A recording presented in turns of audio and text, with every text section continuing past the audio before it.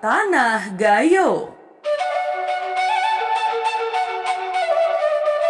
Ya, kisah ini terjadi di desa Penurun, Tanah Gayo, ratusan tahun yang silam. Dahulu kala, ada suatu keluarga miskin yang terdiri dari seorang ayah, ibu, seorang anak yang berumur 7 tahun, dan seorang anak lain yang masih menyusu.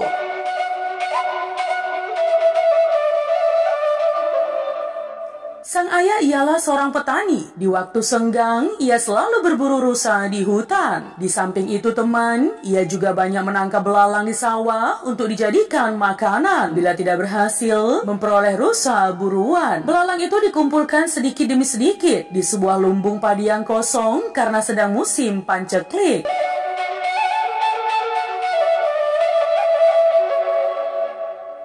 Nah teman, pada suatu hari, sang ayah pergi berburu rusa ke dalam hutan. Di rumah, tinggal istri dan anak-anaknya. Waktu saat makan tiba, anak yang besar merajuk karena tidak ada ikan sebagai teman nasinya. Juga tidak tersedia lauk pauk lainnya di rumah itu. Peristiwa itu membuat hati ibunya sedih benar. Akhirnya si ibu memerintahkan agar putranya mengambil belalang sendiri di dalam lumbung. Tatkala si anak membuka pintu lumbung, ia kurang hati-hati. Pintu lumbung tetap terbuka. Keadaan ini menyebabkan semua belalang terbang keluar.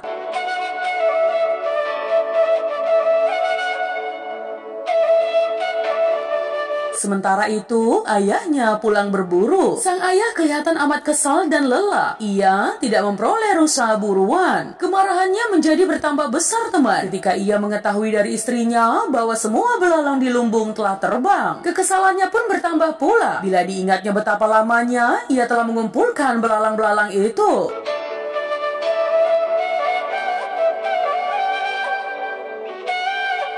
Ya, kini semuanya lenyap dalam tempo sekejap saja. Dalam keadaan lupa diri itu, si ayah memukul istrinya sampai babak belur. Kemudian, ia menyeretnya keluar rumah. Sambil merintih kesakitan, sang ibu pergi meninggalkan rumahnya. Dalam keputusasaan, ia menuju ke batu belah yang selalu menerima dan menelan siapa saja yang bersedia ditelannya.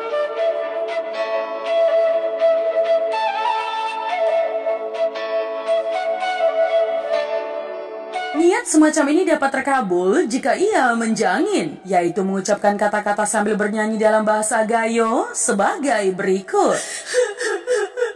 Hatu belah, hatu bertangkup, gesawah pejayaing ke masa dahulu. Hatu belah, hatu bertangkup, gesawah pejayaing ke masa dahulu. Artinya teman, batu belah, batu bertangkup. Sudah tiba janji kita masa dahulu.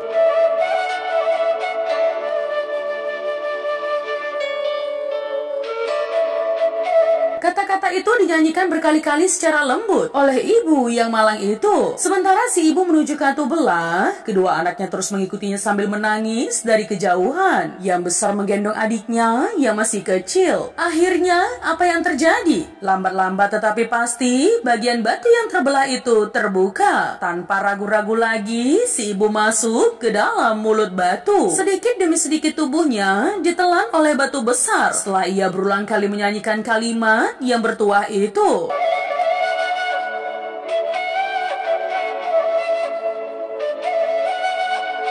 Nah teman, pada waktu kedua kakak beradik itu tiba di sana, keadaan alam di sekitarnya amat buruk. Hujan turun deras disertai angin ribut. Bumi terasa bergetar karena sedang menyaksikan atu belah menelan manusia. Setelah semua reda, dengan hati hancur luluh, kedua kakak beradik itu hanya dapat melihat rambut ibunya yang tidak tertelan atu belah.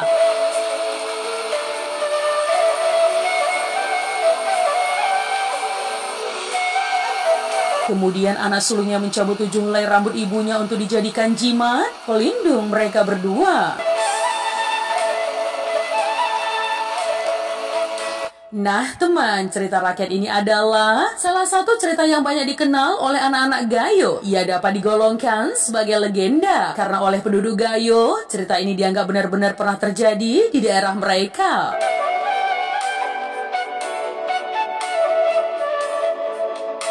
Untuk membuktikannya, mereka dapat menunjukkan kepada kita sebuah batu besar yang terletak kira-kira 35 km dari kota Takengon di Gayo.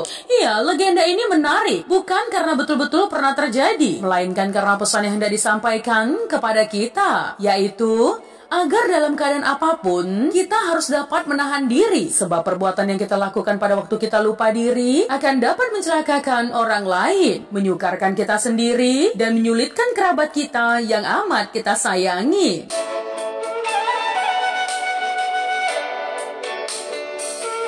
Ya, kasih si ayah terhadap anak istrinya tidak dapat kita sanksikan. Sudah tentu ia tidak akan pergi berburu rusa untuk memberi makan mereka jika ia tidak menyayangi mereka. Namun ia telah menyebabkan kematian istrinya. Peristiwa ini telah mendatangkan kesengsaraan bukan hanya bagi kedua anaknya yang masih kecil dan amat memerlukan rawatan seorang ibu, tetapi juga dirinya sendiri karena ia harus mengambil alih seluruh tugas istrinya untuk merawat kedua anaknya.